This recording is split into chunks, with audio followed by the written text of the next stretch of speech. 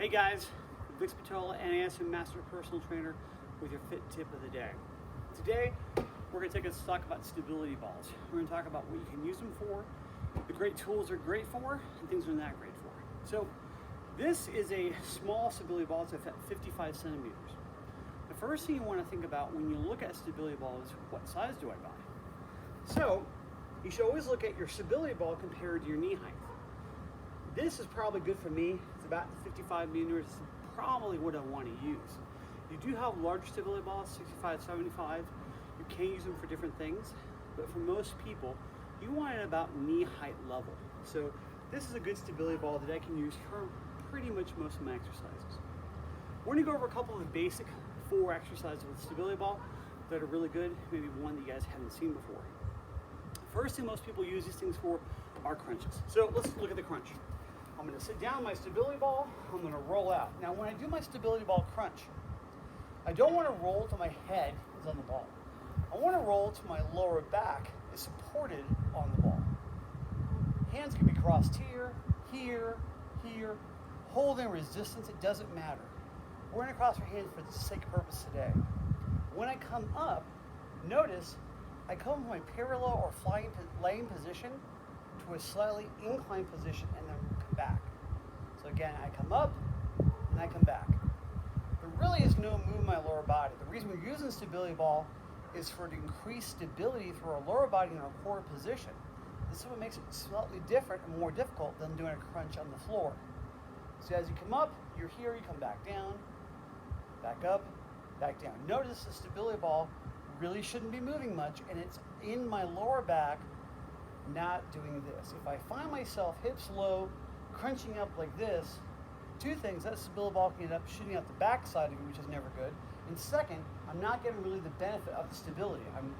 I'm really stable here as opposed to more unstable having to use my glutes. That's number 1. Number 2 exercise is going to be the push-up. We're going to start on our knees and progress to our chest or our toes. Again, push-up position, exactly the same. What we do is when we add the stability ball, we add instability for our upper body.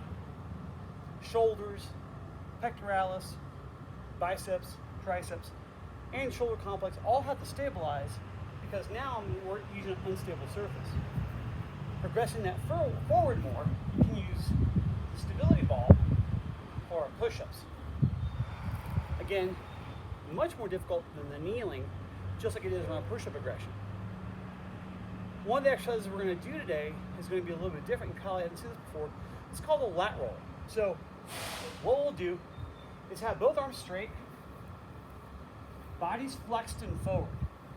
I'm going to roll that ball in, and that is a lat roll. Now, the resistance is coming from your own body weight. You really need to push your body forward. So here, there is no hardly resistance. I can do this all day. But as I push my hips forward, now I've got half my body weight. I go to here, it becomes much more difficult. So again, the progression there is start on your knees, hips pushed into the movement, draw that ball in. More resistance, go to your toes, draw that ball in as well. Notice that I'm out here, drawing that ball in, and I'm not here. I want a full extension, so start with the ball outside the body, pull in, back out. That is our lat pull with the stability ball. Our 4th one is going to be our hamstring curl. So, we will start this position on our backs with our calves touching the stability ball and our heels into the ball. Hands will be on the ground to start with for the first progression. I'm going to dig my heels into the ball as I pull in. This creates good resistance for my hamstrings, my glutes, and also works on my core as well to help develop all those areas.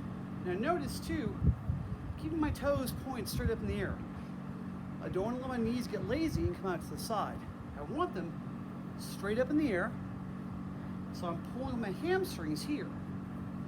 my glutes are going to help me hold up that position high, where my core is going to allow my hips to come off the ground. So notice, when I'm at full extension, the ball is touching my calves, my toes are pointed up, hips are off the ground, even more for resistance.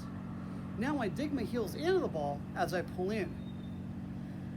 That ball now becomes my resistance point with my body weight. So that's another one you could do. The last one we're going to take is a stability ball plank. Now we already did a crunch for the core, but this is a great one you can usually use for your plank position. Plank position will be here. Elbows are under my chest. You know, almost like a prayer position with my hands together. Feet can be together more for a progression. Wider, easier.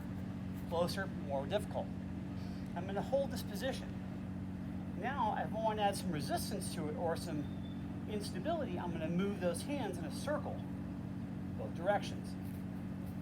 That progression will allow me to make my core much better. So there's your stability ball progressions for this week. Take care. We'll see you soon.